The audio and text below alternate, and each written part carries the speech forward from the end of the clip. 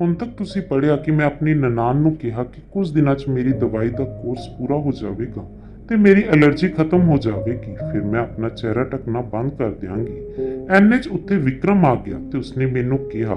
ਉਸ ਨਾਲ ਮੈਂ ਪਾਣੀ ਹੋ ਗਈ। ਵਿਕਰਮ ਨੇ ਮੈਨੂੰ ਕਿਹਾ ਕਿ ਰਾਜੀਵ ਕਹਿ ਰਿਹਾ ਸੀ ਕਿ ਮੈਂ ਬਹੁਤ ਅਜੀਬ ਹਾਂ, ਆਪਣੀ ਪਤਨੀ ਨੂੰ ਆਪਣੇ ਭਰਾ ਨਾਲ ਅਜੇ ਤੱਕ ਨਹੀਂ ਮਿਲਵਾਇਆ। ਉਹਨਾਂ ਦੀ ਇਹ ਗੱਲ ਸੁਣ ਕੇ ਮੈਂ ਹੋਰ ਜ਼ਿਆਦਾ ਡਰਨ ਲੱਗੀ ਸੀ। ਮੈਂ ਬਹੁਤ ਪਰੇਸ਼ਾਨ ਸੀ। ਮੇਰਾ ਅਤੀਤ ਇੰਜ ਅਚਾਨਕ ਮੇਰੇ ਸਾਹਮਣੇ ਆ ਜਾਣਾ ਕਿਸਮਤ ਦਾ ਕੋਈ ਖੇਡ ਸੀ। ਮੇਰੀ ਸਮਝ 'ਚ ਨਹੀਂ ਆ ਰਿਹਾ ਸੀ। ਮੈਂ ਘਰ ਵਾਲਿਆਂ ਤੋਂ ਹੀ ਲੁੱਕ ਕੇ ਰਹਿ ਰਹੀ ਸੀ ਤੇ ਰਾਜੀਵ ਦਾ ਸਾਹਮਣੇ ਆਉਣ ਦਾ ਸੋਚ ਕੇ ਵੀ ਭੱਜ ਜਾਂਦੀ ਸੀ। ਪਤਾ ਨਹੀਂ ਕਿਸਮਤ ਨੇ ਕਿਉਂ ਮੈਨੂੰ ਫਿਰ ਇਸ ਘਰ 'ਚ ਲਿਆ ਕੇ ਖੜਾ ਕਰ ਦਿੱਤਾ ਸੀ। ਦੂਜੇ ਪਾਸੇ ਮੇਰੀ ਨਨਾਣ ਰੀਮਾ ਮੇਰੇ ਪਿੱਛੇ ਪੈ ਗਈ ਸੀ ਤੇ ਹਰ ਸਮੇਂ ਮੈਥੋਂ ਅਜੀਬੋ-ਗਰੀਬ ਸਵਾਲ ਪੁੱਛਦੀ ਰਹਿੰਦੀ ਸੀ। ਉਹ ਮੇਰੀ ਸੱਚਾਈ ਸਾਰਿਆਂ ਸਾਹਮਣੇ ਲਿਆਉਣਾ ਚਾਹੁੰਦੀ ਸੀ, ਜਾਂ ਫਿਰ ਮੇਰੇ ਬਾਰੇ ਸਭ ਕੁਝ ਜਾਣਦੀ ਸੀ, ਜਾਂ ਜਾਣ-ਬੁੱਝ ਕੇ ਮੈਨੂੰ ਪਰੇਸ਼ਾਨ ਕਰਦੀ ਸੀ। ਇੱਕ ਦਿਨ ਰਾਜੀਵ ਨੇ ਮੇਰਾ ਦਰਵਾਜ਼ਾ ਖੜਕਾਇਆ ਤੇ ਮੈਨੂੰ ਕਹਿਣ ਲੱਗਿਆ ਕਿ ਭਾਬੀ ਮੈਂ ਅੰਦਰ ਆ ਜਾਵਾਂ। ਮੈਂ ਇੱਕਦਮ ਘਬਰਾ ਗਈ, ਸੋਚਣ ਲੱਗੀ ਕਿ ਪਤਾ ਨਹੀਂ ਹੁਣ ਮੇਰੇ ਨਾਲ ਕੀ ਹੋਣ ਵਾਲਾ ਹੈ। ਮੈਨੂੰ ਪਸੀਨਾ ਆਉਣ ਲੱਗਿਆ। ਮੈਂ ਛੇਤੀ ਦੇਣੇ ਪਿੱਛੇ ਦੇ ਦਰਵਾਜ਼ੇ ਰਾਹੀਂ ਬਾਹਰ ਆ ਗਈ। ਮੈਂ ਵਿਕਰਮ ਨੂੰ ਫੋਨ ਕਰਕੇ ਕਹਿ ਦਿੱਤਾ ਕਿ ਮੈਂ ਡਾਕਟਰ ਕੋਲ ਆਈ ਹਾਂ। ਅੱਜ ਤਾਂ ਜਿਵੇਂ ਕਿਵੇਂ ਮੈਂ ਖੁਦ ਨੂੰ ਬਚਾ ਲਿਆ ਸੀ। ਹੁਣ ਮੈਨੂੰ ਕਿਸੇ ਤਰ੍ਹਾਂ ਦੀ ਇਸ ਘਰ ਤੋਂ ਦੂਰ ਜਾਣਾ ਸੀ। ਅਜਿਹਾ ਲੱਗ ਰਿਹਾ ਸੀ ਜਿਵੇਂ ਮੇਰਾ ਅਤੀਤ ਮੇਰੇ ਆਉਣ ਵਾਲੀ ਜ਼ਿੰਦਗੀ ਦਾ ਹਿੱਸਾ ਬਣਨ ਵਾਲਾ ਹੈ। ਹੁਣ ਮੈਂ ਗੁੰਮਸੁੰਮ ਤੇ ਚੁੱਪਚਾਪ ਰਹਿਣ ਲੱਗੀ ਸੀ। ਮੈਂ ਵਿਕਰਮ ਨੂੰ ਕਹਿੰਦੀ ਸੀ ਕਿ ਪਲੀਜ਼ ਇੱਥੋਂ ਵਾਪਸ ਚੱਲੋ। ਇੱਥੇ ਮੇਰੀ ਤਬੀਅਤ ਠੀਕ ਨਹੀਂ ਰਹਿੰਦੀ। ਇੱਥੇ ਮੈਨੂੰ ਬਹੁਤ ਜ਼ਿਆਦਾ ਬੇਚੈਨੀ ਹੁੰਦੀ ਹੈ। ਮੇਰਾ ਦਿਲ ਨਹੀਂ ਲੱਗਦਾ ਇੱਥੇ। ਮੈਂ ਬਹੁਤ ਜ਼ਿਆਦਾ ਪਰੇਸ਼ਾਨ ਸੀ। ਵਿਕਰਮ ਇਹ ਦੇਖ ਕੇ ਘਬਰਾ ਗਿਆ। ਸਾਲਾਂ ਬਾਅਦ ਕਿਵੇਂ ਮੈਂ ਆਪਣੇ ਹੋਸ਼ ਗਵਾ ਬੈਠੀ ਸੀ। ਮੈਂ ਬਹੁਤ ਮੁਸ਼ਕਲ ਨਾਲ ਆਪਣੇ ਆਪ ਨੂੰ ਸੰਭਾਲ ਰਹੀ ਸੀ। ਇੱਕ ਦਿਨ ਅਚਾਨਕ ਹੀ ਮੇਰੇ ਸਾਹਮਣੇ ਰਾਜੀਵ ਆ ਗਿਆ। ਉਹ ਮੈਨੂੰ ਦੇਖਦੇ ਹੀ ਘੂਰਨ ਲੱਗਿਆ, ਪਰ ਮੈਂ ਆਪਣਾ ਚਿਹਰਾ ਢੱਕਿਆ ਹੋਇਆ ਸੀ। ਕੁਝ ਦੇਰ ਤੱਕ ਉਹ ਮੈਨੂੰ ਇਸ ਤਰ੍ਹਾਂ ਹੀ ਦੇਖਦਾ ਰਿਹਾ। ਫਿਰ ਮੇਰੀ ਤਬੀਅਤ ਦਾ ਪੁੱਛਿਆ। ਮੈਂ ਬਸ ਹਾਂ ਸਿਰ ਹਿਲਾ ਦਿੱਤਾ ਤਾਂ ਉਹ ਵੀ ਉੱਥੋਂ ਬਿਨਾਂ ਕੁਝ ਕਹੇ ਚਲਾ ਗਿਆ। ਮੈਂ ਜਲਦੀ ਆਪਣਾ ਸਮਾਨ ਪੈਕ ਕੀਤਾ ਤੇ ਵਿਕਰਮ ਨੂੰ ਬਿਨਾਂ ਕੁਝ ਦੱਸੇ ਉੱਥੋਂ ਜਾਣ ਲੱਗੀ। ਜਿਵੇਂ ਹੀ ਮੈਂ ਦਰਵਾਜ਼ੇ ਤੇ ਪਹੁੰਚੀ ਤਾਂ ਮੇਰੀ ਨਨਾਣ ਨੇ ਮੇਰਾ ਹੱਥ ਫੜ ਕੇ ਮੈਨੂੰ ਘਰ ਦੇ ਅੰਦਰ ਲੈ ਗਈ। ਮੈਂ ਨਜ਼ਰਾਂ ਤੇ ਸਿਰ ਝੁਕਾ ਕੇ ਖੜੀ ਸੀ। ਘਰ ਦੇ ਬਾਕੀ ਮੈਂਬਰ ਵੀ ਉੱਥੇ ਸਨ। ਅਜਿਹਾ ਲੱਗ ਰਿਹਾ ਸੀ ਕਿ ਮੈਂ ਇੱਕ ਮੁਜ਼ਲਮ ਹਾਂ। ਰੀਮਾ ਕਹਿਣ ਲੱਗੀ, ਮੇਰੇ ਦੋਵੇਂ ਭਰਾਵਾਂ ਦੀ ਇੱਕ ਹੀ ਦੁਲਹਨ। ਉਸ ਦੀ ਗੱਲ ਸੁਣ ਕੇ ਮੈਂ ਚੀਕ ਪਈ ਤੇ ਕਹਿਣ ਲੱਗੀ ਕਿ ਨਹੀਂ, ਅਜਿਹਾ ਕੁਝ ਨਹੀਂ ਹੈ, ਇਹ ਝੂਠ ਬੋਲ ਰਹੀ ਹੈ। ਵਿਕਰਮ ਨੇ ਮੇਰੇ ਮੂੰਹ ਤੇ ਥੱਪੜ ਮਾਰਿਆ। ਮੈਂ ਰੋਣ ਲੱਗੀ ਸੀ। ਮੈਂ ਕਿਸਮਤ ਦੇ ਹੱਥੋਂ ਮਜਬੂਰ ਸੀ, ਕਿਉਂਕਿ ਹੁਣ ਮੇਰਾ ਸੱਚ ਸਾਰਿਆਂ ਦੇ ਸਾਹਮਣੇ ਆਉਣ ਵਾਲਾ ਸੀ। ਵਿਕਰਮ ਨੇ ਕਿਹਾ ਕਿ ਇਹ ਕੀ ਕਹਿ ਰਹੀ ਹੈ, ਆਖਰ ਸੱਚ ਕੀ ਹੈ, ਇਸ ਦੀ ਗੱਲ ਦਾ ਕੀ ਮਤਲਬ ਹੈ। ਮੈਂ ਹੌਂਕੇ ਲੈ ਕੇ ਰੋਣ ਲੱਗੀ ਤੇ ਮੈਂ ਆਪਣੇ ਚਿਹਰੇ ਤੋਂ ਚੁੰਨੀ ਹਟਾ ਦਿੱਤੀ। ਮੈਂ ਰਾਜੀਵ ਵੱਲ ਦੇਖਣ ਲੱਗੀ। ਮੈਂ ਸੋਚ ਰਹੀ ਸੀ ਕਿ ਰਾਜੀਵ ਮੇਰੀ ਸਫਾਈ 'ਚ ਸਾਰਿਆਂ ਨੂੰ ਸੱਚ ਦੱਸੇਗਾ, ਪਰ ਉਸ ਦੀ ਝੁਕੀ ਨਜ਼ਰ ਦੇਖ ਕੇ ਮੈਂ ਸਮਝ ਗਈ ਸੀ, ਕਿਉਂਕਿ ਉਸ ਦਾ ਝੁਕਿਆ ਸਿਰ ਤੇ ਝੁਕੀਆਂ ਨਜ਼ਰਾਂ ਇਸ ਗੱਲ ਨੂੰ ਬਿਆਨ ਕਰ ਰਹੀਆਂ ਸਨ ਕਿ ਮੇਰਾ ਹੀ ਕਸੂਰ ਹੈ। ਮੈਂ ਵਿਕਰਮ ਨੂੰ ਕਿਹਾ ਕਿ ਮੈਂ ਇਸ ਸਭ ਦੀ ਇਕੱਲੀ ਜ਼ਿੰਮੇਵਾਰ ਨਹੀਂ ਹਾਂ। ਇਹ ਲੋਕ ਵੀ ਮੇਰੇ ਅਤੀਤ 'ਚ ਜੋ ਕੁਝ ਹੋਇਆ ਹੈ ਉਸ ਦੇ ਜ਼ਿੰਮੇਵਾਰ ਹਨ। ਉਹ ਕਹਿਣ ਲੱਗਿਆ ਕਿ ਤੇਰਾ ਕੀ ਮਤਲਬ ਹੈ, ਇਹ ਸਭ ਕੀ ਚੱਲ ਰਿਹਾ ਹੈ, ਕੋਈ ਮੈਨੂੰ ਸੱਚ ਦੱਸੇਗਾ। ਉਹ ਇੱਕਦਮ ਗੁੱਸੇ ਚੀਕ ਪਿਆ। ਮੈਂ ਉੱਚੀ ਰੋਣ ਲੱਗੀ ਤੇ ਸਾਰਿਆਂ ਅੱਗੇ ਹੱਥ ਜੋੜ ਕੇ ਕਹਿਣ ਲੱਗੀ ਕਿ ਕਿਰਪਾ ਕਰਕੇ ਤੁਸੀਂ ਮੇਰੇ ਵਿਆਹ ਨੂੰ ਬਚਾ ਲਓ।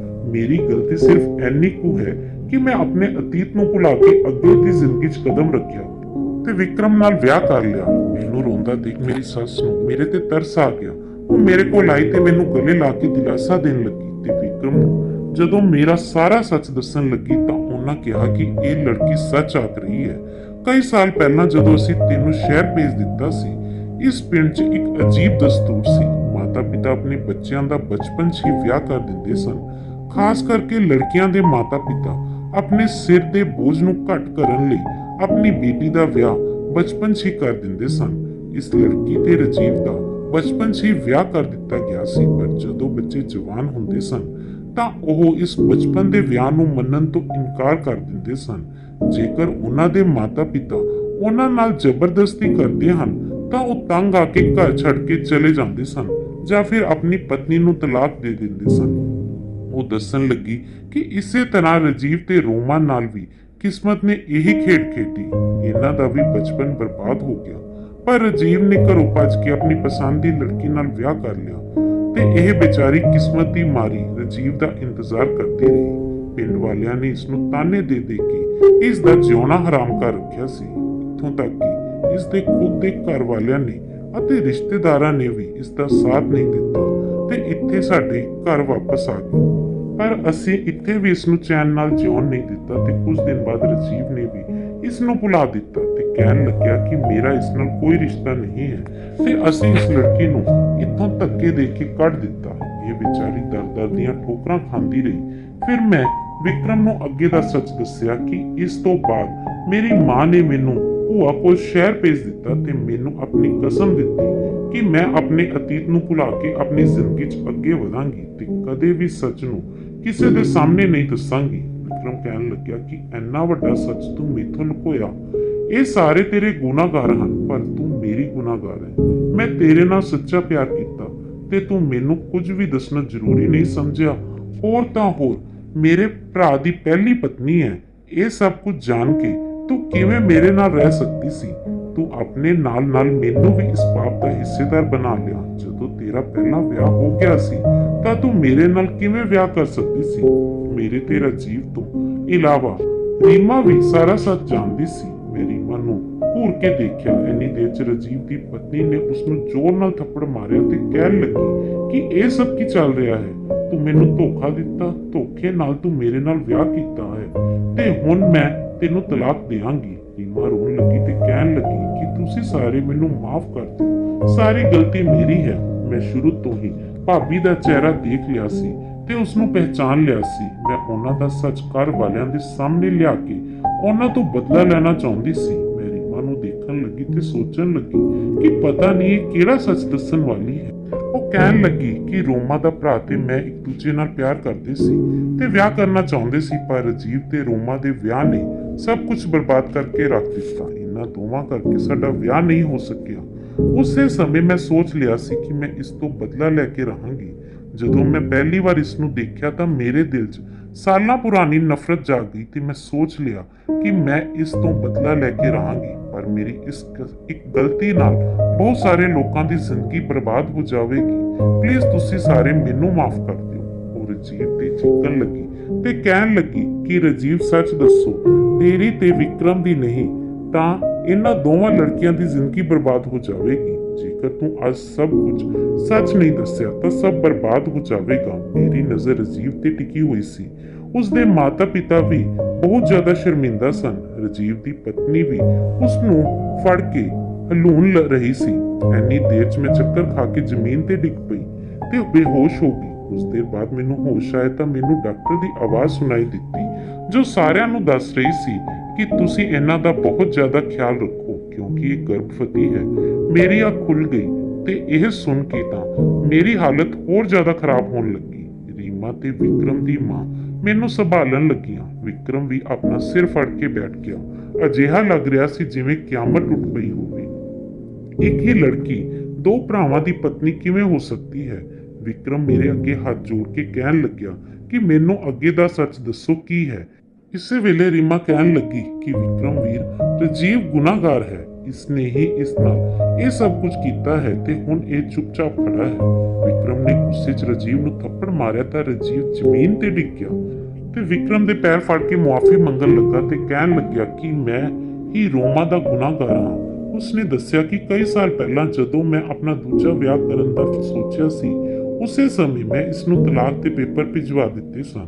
ਹੁਣ ਇਹ ਮੇਰੀ ਪਤਨੀ ਨਹੀਂ ਹੈ, ਇਹ ਤੁਹਾਡੀ ਪਤਨੀ ਹੈ ਤੇ ਇਹ ਬੱਚਾ ਵੀ ਤੁਹਾਡਾ ਹੀ ਹੈ। ਬਸ ਕਿਸਮਤ ਨੇ ਸਾਡੇ ਨਾਲ ਇਹ ਖੇਡ ਖੇਡੀ ਹੈ। ਮੈਨੂੰ ਤੇ ਰੋਮਾ ਨੂੰ ਇਸ ਪਾਪ ਤੋਂ ਬਚਾ ਲਿਆ। ਰਾਜੀਵ ਨੇ ਮੈਥੋਂ ਵੀ ਮੇਰੇ ਪੈਰ ਫੜ ਕੇ ਮਾਫੀ ਮੰਗੀ ਤੇ ਉਸਦੇ ਮਾਤਾ ਪਿਤਾ ਨੇ ਵੀ ਆਪਣੀ ਗਲਤੀ ਦਾ ਅਹਿਸਾਸ ਕਰਕੇ ਮੈਥੋਂ ਮਾਫੀ ਮੰਗੀ। ਮੈਂ ਲਗਾਤਾਰ ਰੋ ਰਹੀ ਸੀ। ਵਿਕਰਮ ਦੇ ਦਿਲ 'ਚ ਮੇਰੇ ਲਈ ਪਿਆਰ ਜਾਗ ਗਿਆ ਸੀ। ਉਹ ਵੀ ਜਾਣ ਚੁੱਕਾ ਸੀ ਕਿ ਇਸ ਸਾਰੇ 'ਚ ਮੇਰੀ ਕੋਈ ਗਲਤੀ ਨਹੀਂ ਸੀ। ਮੈਂ ਤਾਂ ਸਿਰਫ ਆਪਣੀ ਮਾਂ ਦੀ ਕਸਮ ਕਰਕੇ ਸਭ ਕੁਝ ਲੁਕੋਇਆ ਸੀ। ਮੇਰੇ ਤੇ ਰਾਜੀਵ ਵਿਚਕਾਰ ਹੁਣ ਕੋਈ ਵੀ ਰਿਸ਼ਤਾ ਬਾਕੀ ਨਹੀਂ ਰਿਹਾ ਸੀ। ਸਾਲਾਂ ਪਹਿਲਾਂ ਹੀ ਮੇਰਾ ਤੇ ਰਾਜੀਵ ਦਾ ਤਲਾਕ ਹੋ ਚੁੱਕਿਆ ਸੀ। ਮੈਂ ਵੀ ਸਾਰਿਆਂ ਨੂੰ ਮੁਆਫ ਕਰਕੇ ਆਪਣਾ ਦਿਲ ਸਾਫ਼ ਕਰ ਲਿਆ। ਰਾਜੀਵ ਨੇ ਆਪਣੀ ਪਤਨੀ ਤੋਂ ਮਾਫੀ ਮੰਗੀ ਤੇ ਉਸਨੇ ਵੀ ਉਸਨੂੰ ਮਾਫ ਕਰ ਦਿੱਤਾ। ਹੁਣ ਅਸੀਂ ਸਾਰੇ ਆਪਣੀ ਜ਼ਿੰਦਗੀ 'ਚ ਬਹੁਤ ਜ਼ਿਆਦਾ ਖੁਸ਼ ਸੀ। ਕੁਝ ਮਹੀਨਿਆਂ ਬਾਅਦ ਹੀ ਸਾਰੇ ਸ਼ਹਿਰ ਆ ਗਏ ਤੇ ਸਾਰੇ ਖੁਸ਼ੀ-ਖੁਸ਼ੀ ਰਹਿਣ ਲੱਗੇ। ਮੈਂ ਇੱਕ ਬੇਟੀ ਨੂੰ ਜਨਮ ਦਿੱਤਾ ਸੀ ਤੇ ਰਾਜੀਵ ਦੇ ਘਰ ਵੀ ਇੱਕ ਬੇਟਾ ਪੈਦਾ ਹੋਇਆ ਸੀ। ਵਿਕਰਮ ਦੇ ਮਾਤਾ-ਪਿਤਾ ਨੂੰ ਆਪਣੀਆਂ ਗਲਤੀਆਂ ਦਾ ਬਹੁਤ ਜ਼ਿਆਦਾ ਅਹਿਸਾਸ ਸੀ। ਇਸ ਲਈ ਉਹਨਾਂ ਨੇ ਸੋਚਿਆ ਕਿ ਉਹ ਆਪਣੇ ਪੋਤਾ-ਪੋਤੀ ਨੂੰ ਪੜ੍ਹਾ ਲਿਖਾ ਕੇ ਪਿੰਡ ਦੇ ਰੀਤੀ ਰਿਵਾਜਾਂ ਤੋਂ ਦੂਰ ਹੀ ਰੱਖਣਗੇ ਤੇ ਹੋ ਸਕਿਆ ਤਾਂ ਪਿੰਡ ਦੇ ਇਸ ਰੀਤੀ ਰਿਵਾਜ ਨੂੰ ਖਤਮ ਕਰ ਦੇਣਗੇ ਤਾਂ ਕਿ ਆਉਣ ਵਾਲੇ ਬੱਚਿਆਂ ਦੀ ਜ਼ਿੰਦਗੀ ਬਰਬਾਦ ਨਾ ਹੋ ਸਕੇ। ਤੇ ਅਜਿਹਾ ਹੀ ਹੋਇਆ। ਵਿਕਰਮ ਨੇ ਆਪਣੇ ਪਿੰਡ ਜਾ ਕੇ ਸਾਰਿਆਂ ਨੂੰ ਬਹੁਤ ਸਮਝਾਇਆ ਤੇ ਇਸ ਰਿਵਾਜ ਨੂੰ ਖਤਮ ਕਰ ਦਿੱਤਾ ਤੇ ਆਉਣ ਵਾਲੀਆਂ ਨਸਲਾਂ ਦੀਆਂ ਜ਼ਿੰਦਗੀਆਂ ਨੂੰ ਤਬਾਹ ਹੋਣ ਤੋਂ ਬਚਾ ਲਿਆ। ਕਈ ਵਾਰ ਪੁਰਾਣੇ ਰੀਤੀ ਰਿਵਾਜ ਇਨਸਾਨ ਦੀ ਜ਼ਿੰਦਗੀ ਨੂੰ ਬਰਬਾਦ ਕਰਕੇ ਰੱਖ ਦਿੰਦੇ ਹਨ। ਅਸੀਂ ਆਪਣਾ ਅਤੀਤ ਕਿੰਨਾ ਵੀ ਭੁਲਾਉਣਾ ਚਾਹੀਏ, ਇੱਕ ਦਿਨ ਉਹ ਸਾਡੇ ਅੱਗੇ ਆ ਹੀ ਜਾਂਦਾ ਹੈ, ਪਰ ਕਿਸਮਤ ਦਾ ਲਿਖਿਆ ਹੋਇਆ ਕੋਈ ਨਹੀਂ ਬਦਲ ਸਕਦਾ। ਸੋ ਦੋਸਤੋ, ਤੁਹਾਨੂੰ ਸਾਡੀ ਅੱਜ ਦੀ ਇਹ ਕਹਾਣੀ ਪਸੰਦ ਆਈ ਤਾਂ ਵੀਡੀਓ ਨੂੰ ਲਾਈਕ ਕਰਨਾ ਤੇ ਕਮੈਂਟ ਕਰਕੇ ਜ਼ਰੂਰ ਦੱਸਣਾ ਤੇ ਵੀਡੀਓ ਨੂੰ ਜ਼ਿਆਦਾ ਤੋਂ ਜ਼ਿਆਦਾ ਸ਼ੇਅਰ ਕਰਨਾ।